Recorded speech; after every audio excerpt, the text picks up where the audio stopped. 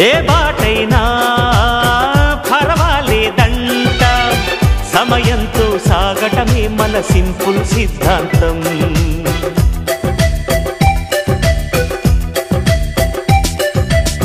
చిరుగాలికి పరిమళమిచ్చే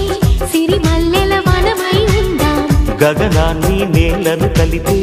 హరివిల్లుల బంతెన అవుదాం ఆనందం అంటే అర్థం మనమందా ప్రతి పూట పాటై సాగే హుషారు సరిగమలో